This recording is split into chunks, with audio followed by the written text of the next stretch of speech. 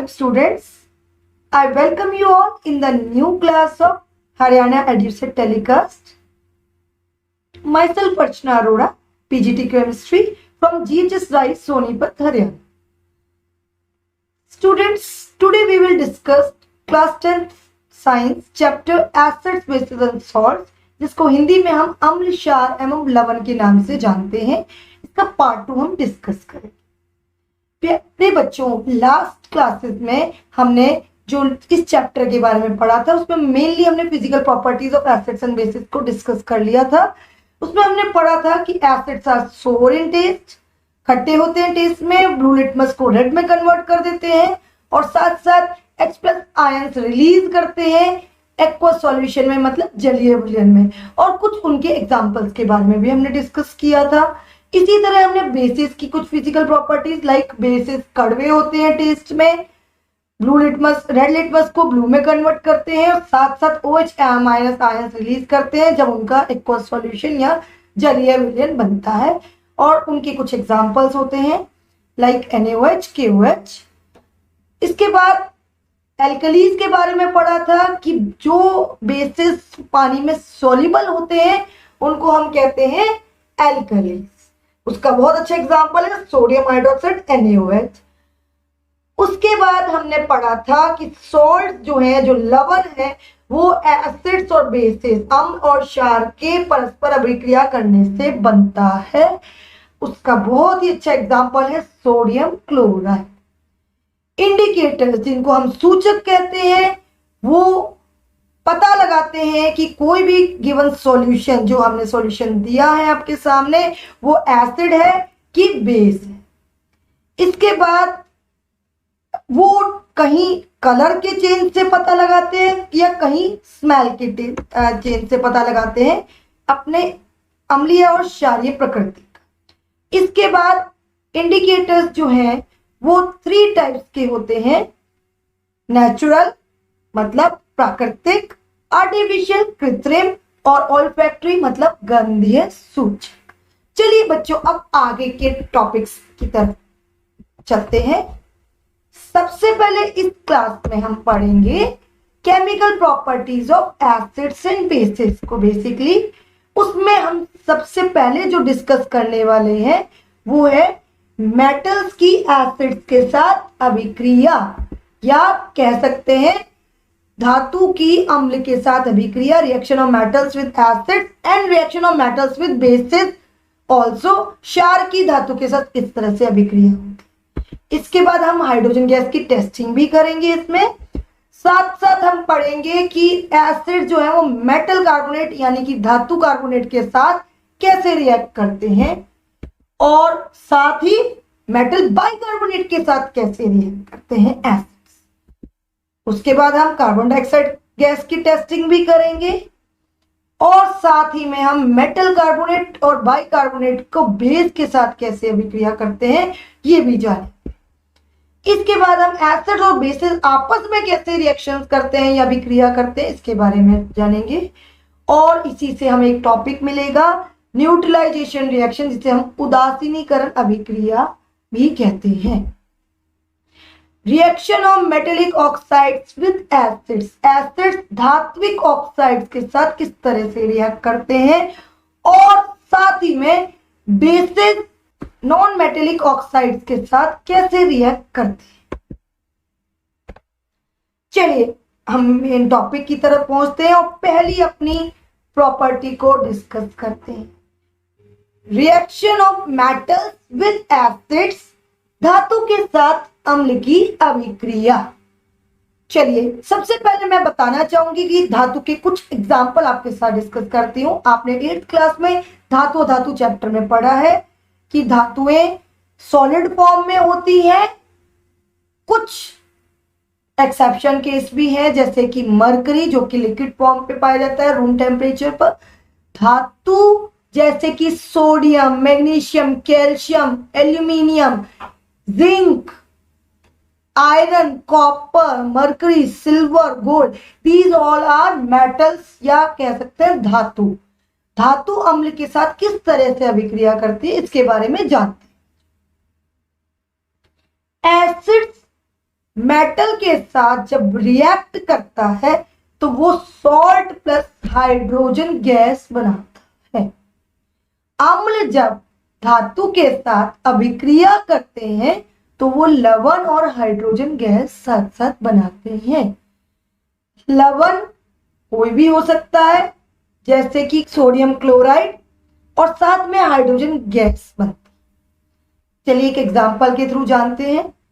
Zinc जब हम दानेदार रूप में सॉलिड फॉर्म में लेते हैं और साथ में हाइड्रोक्लोरिक एसिड डालते हैं, एक्वस फॉर्म में मतलब डाइल्यूटेड फॉर्म में तनुकृत हाइड्रोक्लोरिक हम डालते हैं, तो वो बनाता है जिंक के साथ अभिक्रिया करके, जिंक के साथ रिएक्शन करके तनु हाइड्रोक्लोरिक अम्ल जिंक क्लोराइड बनाता है। और जिंक क्लोराइड एक सॉल्ट होता है, लवण होता है, और साथ में जो बनता है वो है हमारी हाइड्रोजन गैस। हाइड्रोजन गैस के लिए हम गैस जी का साइन शो करते हैं या एरो पॉइंटिंग अपवर्ड्स शो करते हैं। इसी को हमने डायग्रामेटिकली शो कर रखा है।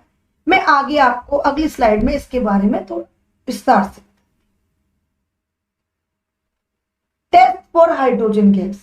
मैं सबसे पहले आपको बताना चाहूंगी कि हम कैसे हाइड्रोजन गैस का परीक्षण करेंगे और कैसे हाइड्रोजन गैस बनेगी। सबसे पहले टेस्ट ट्यूब के अंदर हम जिंक, जो कि ग्रेन्युलेटेड फॉर्म में या दानेदार रूप में होगा, हाइड्रोक्लोरिक एसिड की प्रेजेंस में हम लेंगे उसको, दोनों की अभिक्रिया शुरू होगी। और जब हम इस अभिक्रिया में जैसे गैस बाहर निकलने लगेगी, हम उसको कैसे बंद कर सकते हैं, कैसे हम बाहर जाने से रोक सकते हैं, कॉर्क लगा देंगे और कॉर्क के साथ हम एक डिलीवरी ट्यूब को अटैच कर देंगे और उसका एक सिरा जो है हम कहाँ लगा देंगे बच्चों, सोपी वाटर में लगा देंगे।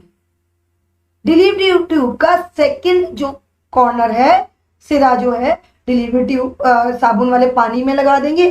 जो गैस वहां से अभिक्रिया करके जिंक और HCl के बीच में अभिक्रिया करके बाहर निकलेगी, वो गैस जब सोपी वाटर में जाएगी तो वो बुलबुले क्रिएट करेगी, और बुलबुले क्रिएट करेगी तो जब हम उसके पास बर्निंग मैच स्टिक या कैंडल या इंसेंस स्टिक मतलब अगरबत्ती को लेकर के जाएंगे तो वो एक पॉप साउंड के साथ एक्सप्लोजन देगी। तो उससे ये पता चलता है कि जो गैस बाहर निकलती है ड्यूरिंग दैट रिएक्शन, वो रिएक्शन से जो गैस बाहर निकलती है वो गैस कंफर्म हो जाती है इस टेस्टिंग के बाद, इस पॉप साउंड के बाद, कि वो गैस कौन सी है, हाइड्रोजन गैस। हमने लिखा है इसमें, देखिए, हाइड्रोजन गैस से निहित परखनली के साथ जब हम एक जलती हुई मोमबत्ती लाई जाती है तो पॉप की ध्वनि उत्पन्न होती है। तो आइए बच्चों, इसको हम एक एक्सपेरिमेंट को लैब में करके देखते हैं। When acid reacts with metal, hydrogen gas is evolved। चलिए हम लैब की तरफ चलते हैं और इस एक्सपेरिमेंट को करते हैं।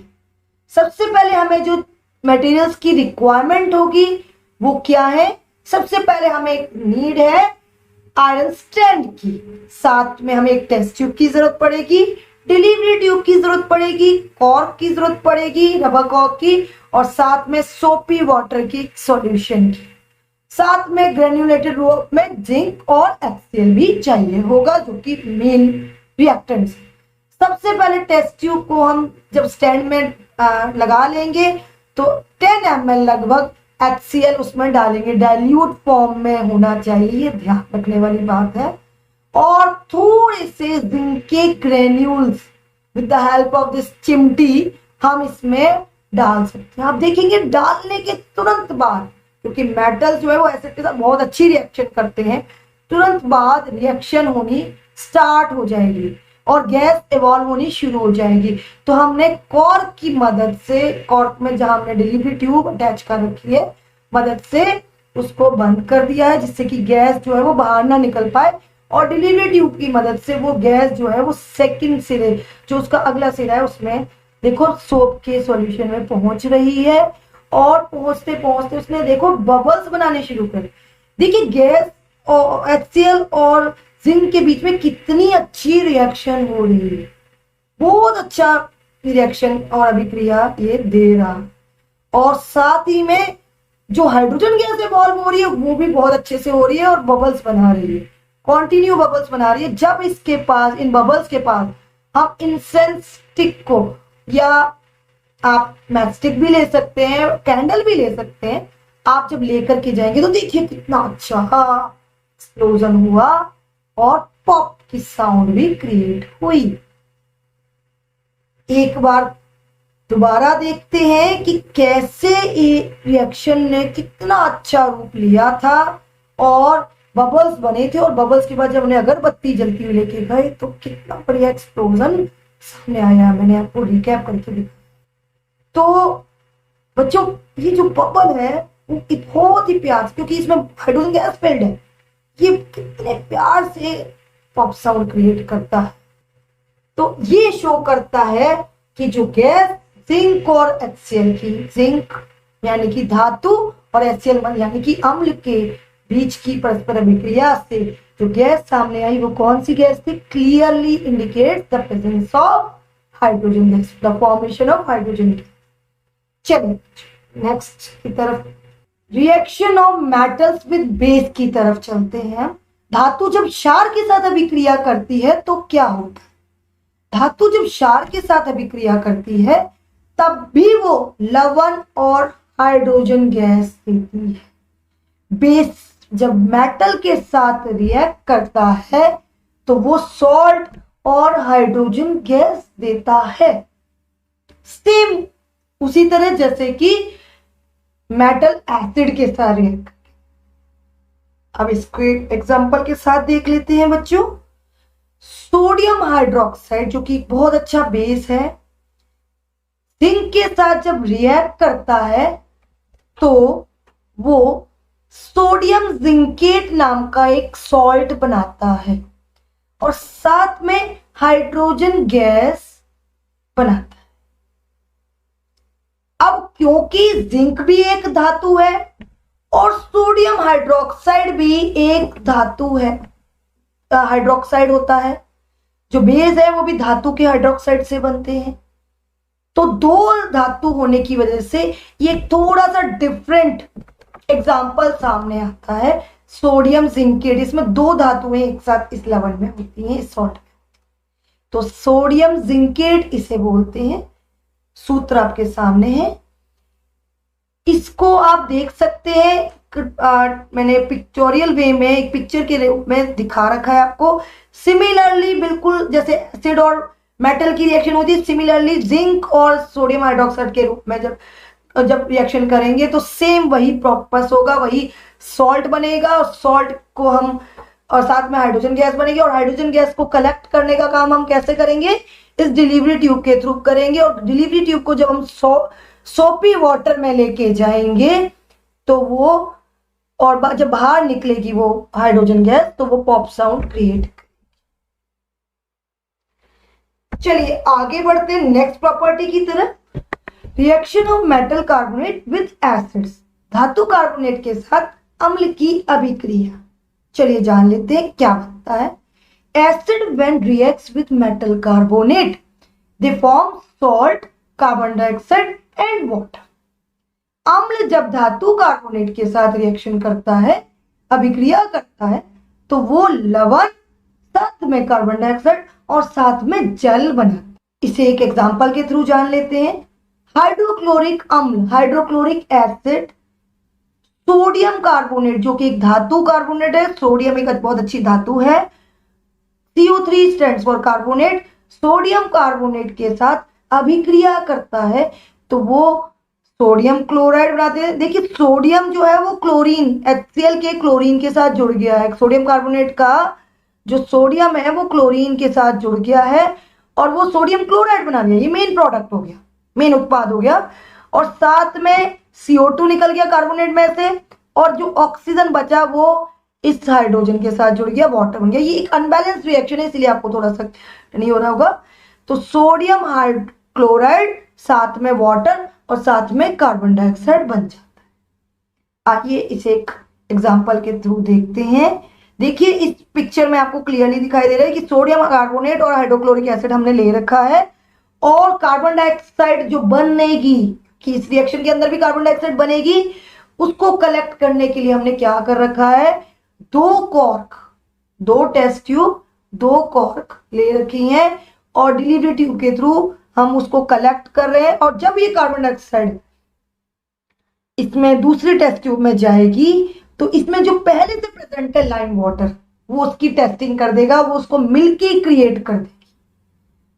लाइम वाटर पहले से ट्रांसपेरेंट होगा, बट जब चॉक पाउडर, वो सॉरी कार्बन डाइऑक्साइड उसमें जाएगी तो वो लाइम वाटर को मिल्की कर देगी। मिल्की मतलब दूधिया सा कलर आ जाएगा, दूध का सा कलर आ जाएगा, क्योंकि उसमें इनसॉल्युबल कैल्शियम कार्बोनेट बनता है। आइए इसे थोड़ा सा एक्सप्लेनेटरी वे में आगे समझते हैं, पर पहले हम ये बात कर लेते हैं कि रिएक्शन जब मेटल बाइकार्बोनेट की एसिड के साथ होती है तो क्या, बाइकार्बोनेट को हम हाइड्रोजन कार्बोनेट भी बोलते हैं, तो डोंट गेट कंफ्यूज्ड स्टूडेंट्स। कुछ बुक्स में आपको मेटल बाइकार्बोनेट भी मिल सकता है और मेटल हाइड्रोजन कार्बोनेट भी कुछ बुक्स में मिल सकता है, they both are same things. तो धातु बाइकार्बोनेट या धातु हाइड्रोजन कार्बोनेट जब अम्ल के साथ अभिक्रिया करता है तो क्या बनता है, acid when reacts with metal bicarbonate they form similarly salt, carbon dioxide and water. अम्ल जब धातु बाइकार्बोनेट के साथ भी रिएक्शन करता है, अभिक्रिया करता है, जिस तरह से उसने धातु कार्बोनेट के साथ की थी, बिल्कुल वैसे ही वो लवण बनाता है, कार्बन डाइऑक्साइड बनाता है और साथ में जल बनाता है। तो चलिए एक एग्जांपल से समझ लेते हैं। Sodium hydrogen carbonate with HCl, hydrochloric acid, जो कि कॉमन एसिड का एग्जांपल है, हम हर जगह ले रहे हैं। सोडियम हाइड्रोजन कार्बोनेट जो कि बेकिंग सोडा के नाम से भी जाना जाता है, आपने काफी बार सुना होगा। जब ये दोनों रिएक्शन करते हैं तो ये क्या सामने लाते हैं, इनके साथ भी वही बनता है जो कि बाइकार्बोनेट्स के साथ रिएक्ट करने से बनता है, सोडियम क्लोराइड, साथ में वाटर और साथ में कार्बन डाइऑक्साइड। सेम वही प्रोसेस, सोडियम बाइकार्बोनेट और हाइड्रोक्लोरिक एसिड जब रिएक्ट करेंगे वही रिएक्शन होगी। रिएक्शन होगी तो CO2 गैस बाहर निकलेगी और CO2 गैस को हम डिलीवरी ट्यूब के थ्रू लेकर के जाएंगे तो वो लाइम वाटर को मिल्की कर। चलो अब बेसिकली हम जान लेते हैं कि जो CO2 गैस एसिड के मेटल कार्बोनेट और मेटल बाइकार्बोनेट के साथ रिएक्शन करने पर जो CO2 गैस बन रही है वो कैसे वर्क करती है, उसका कैसे पता लगाएं कि वो CO2 ही है, कार्बन डाइऑक्साइड ही है। आइए जानते हैं। तो चलिए बच्चों, सबसे पहले CO2 can be tested by passing it through lime water. हमें सबसे पहले उसके लिए क्या चाहिए, लाइम वाटर, चूने का पानी, जो कलरलेस सा सॉल्यूशन होता है। कैल्शियम हाइड्रोक्साइड को हम लाइम वाटर के नाम से भी जानते हैं।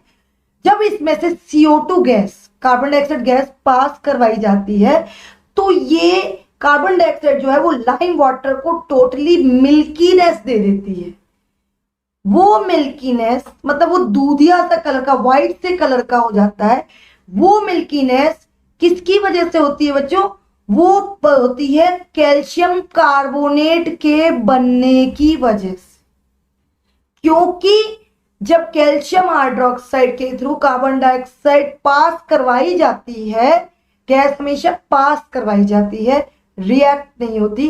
कार्बन डाइऑक्साइड जब पास करवाई जाती है लाइम वाटर के थ्रू तो वो इंसॉल्युबल प्रेसिपिटेट बना लेता है, एक सॉलिड प्रोडक्ट बना लेता है। वो सॉलिड प्रोडक्ट जो है वो कैल्शियम कार्बोनेट होता है, अघुलनशील होता है। साथ में पानी बनता है बट वो पानी में अघुलनशील होता है, इनसॉल्युबल होता है, और वो अवशेपों के रूप में या प्रेसिपिटेट के रूप में, व्हाइट प्रेसिपिटेट के रूप में हमारे सामने आता है। पर मैं साथ साथ आपको एक और बात बताने चाहूंगी कि when excess of CO2 is passed, जब वो बनने के बावजूद, कैल्शियम कार्बोनेट और पानी के बनने के बावजूद कि ये रिएक्शन में, जो पहले वाली रिएक्शन में ये प्रोडक्ट सामने आने के बावजूद भी हम CO2 गैस कंटिन्यू पास करवाते ही जाते हैं। जब CO2 गैस कंटिन्यू पास करवाते ही जाते हैं तो वो थोड़ी देर के बाद मिल्कीनेस डिसअपियर हो जाती है, वो पानी दोबारा से क्लियर सॉल्यूशन के रूप में सामने आ जाता है। वो मिल्कीनेस, वो व्हाइटनेस, वो इंसॉल्युबल प्रेसिपिटेट डिसअपियर हो जाते हैं। क्यों? क्योंकि अब सॉल्युबल कैल्शियम बाइकार्बोनेट बन जाता है। ये जो CaHCO3 होल ट्वाइस,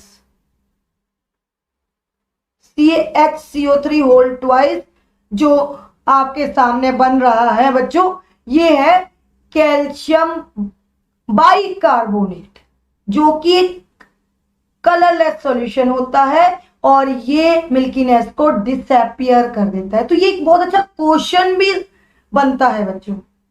ये क्या बनता है क्वेश्चन कि जब हम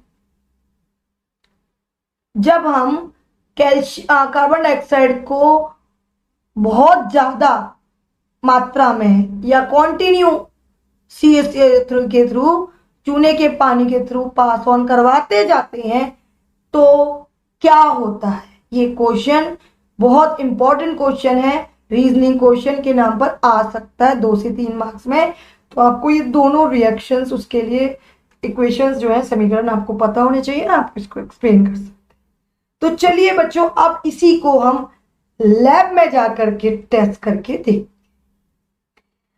चलिए बच्चों, experiment to prove when acid reacts with carbonates और hydrogen carbonates, metal carbonates, carbon dioxide gas is evolved.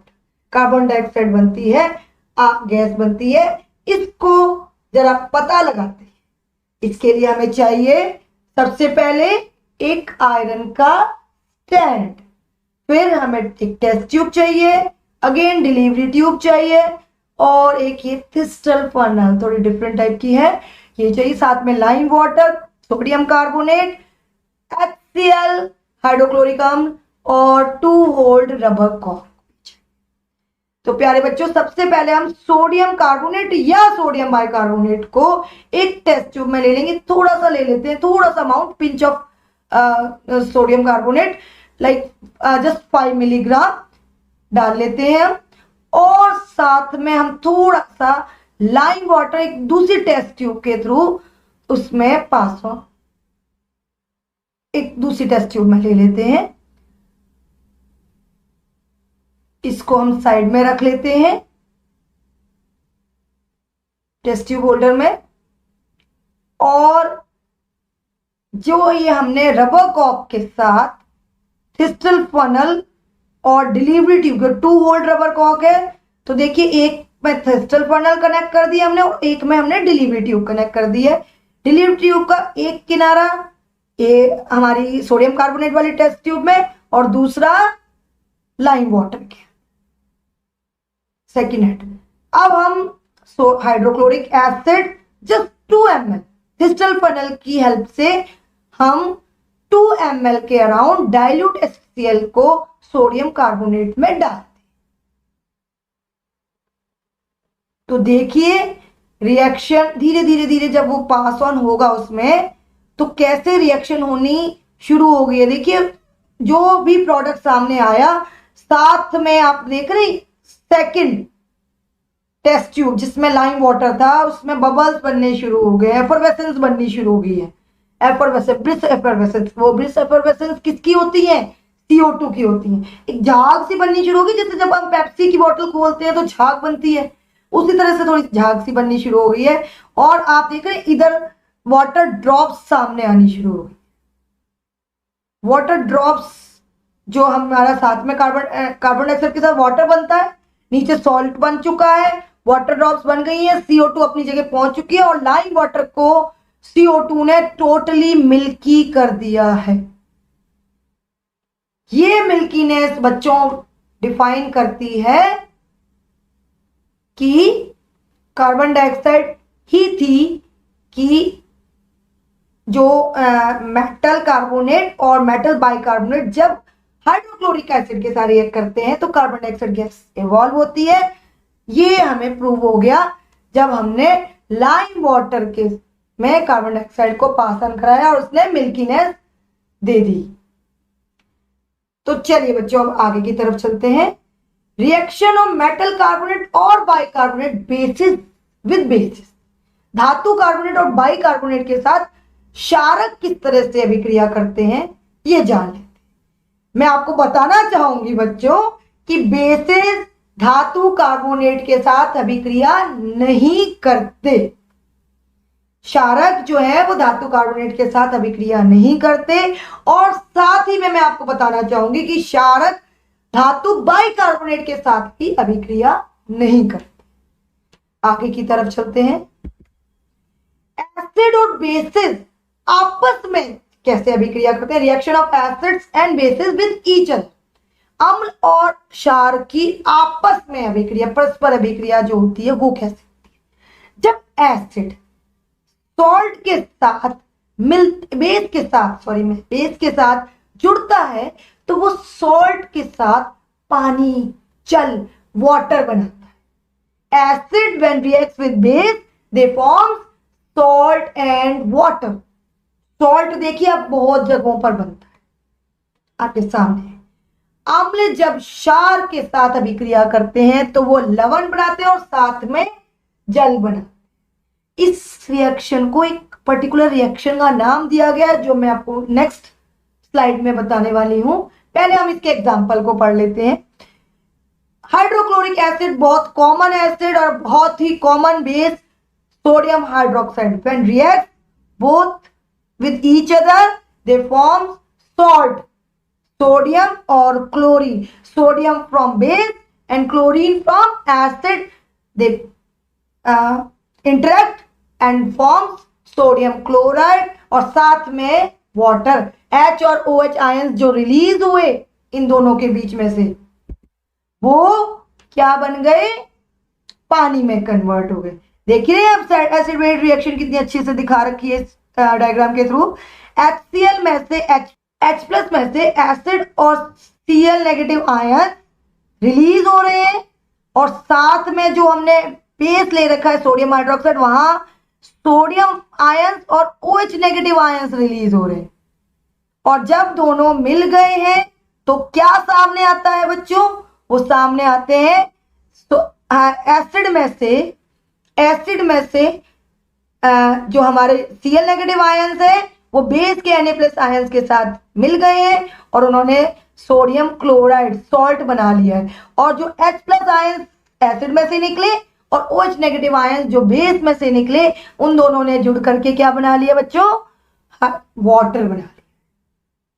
तो चलिए आगे बढ़ते हैं न्यूट्रलाइजेशन रिएक्शन की तरफ। उदासीनीकरण अभिक्रिया, when acid base react with each other to form salt and water, जब एसिड और बेस एक साथ जुड़ते हैं, एक दूसरे के साथ अभिक्रिया करते हैं और एक दूसरे के प्रभाव को समाप्त करके लवण और जल का निर्माण करते हैं, तो इस प्रकार की अभिक्रिया को उदासीनीकरण अभिक्रिया कहा जाता है। यहां पर H प्लस और OH माइनस आयंस का मिलना और साथ उनका मिल करके वाटर का बनाना होता है, जल बनता है, इससे पानी उत्पन्न होता है इस अभिक्रिया। तो ये बहुत बहुत इंपॉर्टेंट अभिक्रिया है बच्चों, इसकी डेफिनेशन आपने जरूर ध्यान। और इसके एग्जांपल के लिए आप कोई भी एसिड और बेस की रिएक्शन ले सकते हैं। आगे बात करते हैं बच्चों reactions of metallic oxides with acids. Metallic oxide मतलब कि धात्विक ऑक्साइड की अम्ल के साथ अभिक्रिया कैसे जान लेते हैं। एसिड और metallic oxide when react they form now again salt and water. जब एसिड मेटेलिक ऑक्साइड के साथ भी रिएक्ट करता है, धात्विक ऑक्साइड के साथ रिएक्ट करते हैं, तब भी वो लवण और हाइड्रोजन गैस ही बना लेते हैं। एक एग्जांपल के लिए हम बात करते हैं reactions of non metallic oxides with basis, क्षार की अधात्विक ऑक्साइड के साथ अभिक्रिया। Base when reacts with non metal oxides they form salt and water. क्षार जब अधात्विक ऑक्साइड के साथ रिएक्ट करते हैं तो वो लवण और जल बनाते हैं। प्यारे बच्चों, नॉन मेटेलिक ऑक्साइड्स भी अम्लीय प्रकृति के होते हैं, इसीलिए वो जब क्षार के साथ अभिक्रिया करते हैं तो वो लवण और जल बनाते हैं, जैसे कि उदासीनीकरण अभिक्रिया। तो एग्जाम्पल के लिए देख लेते हैं हम कैल्शियम हाइड्रोक्साइड जो कि एक बेस है, when it reacts with carbon dioxide, अधात्विक ऑक्साइड नॉन मेटेलिक ऑक्साइड के साथ जब रिएक्ट करता है तो कैल्शियम कार्बोनेट और वाटर बनाता है। नॉन मेटेलिक ऑक्साइड्स के लिए एग्जाम्पल ले लेंगे हम CO2 और SO2 एक्सेट्रा। ठीक है, कार्बन डाइऑक्साइड और सल्फर डाइऑक्साइड ये एक बहुत अच्छे नॉन मेटेलिक ऑक्साइड्स के एग्जाम्पल है। चलिए अब बात करते हैं कि हमने अब तक क्या क्या पढ़ा। आप ये स्क्रीनशॉट करके रख सकते हैं अपने पास और इसको समराइज कर सकते हैं। Acid when reacts with metals form salt and hydrogen gas. Similarly base when react with metal form salt and hydrogen gas. Hydrogen gas bonds with a pop sound. Acid will react with metal carbonate and forms salt with carbon dioxide and water. Acids when react with metal bicarbonate, they also form salt with carbon dioxide and water. Carbon dioxide turns lime water milky. इसके अलावा bases do not react with metal carbonates and metal bicarbonates. Acids and bases when react with each other they give salt and water. इसके बाद neutralisation reaction की definition हमने पढ़ी और साथ में ही acids when react with metallic oxide they also give salt and water and when bases react with non metallic oxide they give salt and water. तो ये बच्चों हमने अब तक पढ़ा। अब आपने क्या करना है बच्चों, होम असाइनमेंट के नाम पर मैं आपको देना चाहूंगी कुछ क्वेश्चंस जिनके आंसर्स हम नेक्स्ट क्लास में स्टार्टिंग में डिस्कस करेंगे। बट आपने इन क्वेश्चंस की, ये इंटेक्स क्वेश्चंस है हमारे पेज नंबर 24 एनसीईआरटी के इंटेक्स क्वेश्चंस, जो बुक के बीच में क्वेश्चंस आते हैं हर टॉपिक के बाद। जो टॉपिक आज मैंने डिस्कस किया है उसी के ही ये क्वेश्चंस हैं। इन क्वेश्चंस के आंसर आपने ढूंढने हैं और लिख करके रखने हैं। नेक्स्ट क्लास में हम सबसे पहले इन्हीं को ही डिस्कस। तो पीतल एवं तांबे के बर्तनों में दही एवं खट्टे पदार्थ क्यों नहीं रखने चाहिए, ये सब चीजें आपको आज के कंटेंट से आप इनके आंसर निकाल सकते हैं। धातु के साथ अम्ल की अभिक्रिया होने पर सामान्यतः कौन सी गैस निकलती है, एक उदाहरण के साथ समझाइए। इस गैस की उपस्थिति की जांच आप कैसे करेंगे, ये सब मैंने आपको करके दिखाया है, बिल्कुल टेस्ट के थ्रू, और समझाया भी है। कोई धातु यौगिक A तनु हाइड्रोक्लोरिक अम्ल के साथ अभिक्रिया करता है तो बुदबुदाहट उत्पन्न होती है। इससे उत्पन्न गैस जलती मोमबत्ती को बुझा देती है। यदि उत्पन्न यौगिकों में एक कैल्शियम क्लोराइड है तो इस अभिक्रिया के लिए संतुलित रासायनिक समीकरण लिखिए। तो बच्चों मैं आशा करती हूं कि आप लोग इन क्वेश्चंस के आंसर कर पाएंगे और आपको ये सेशन अच्छे से समझ में आया होगा। Thank you, have a nice.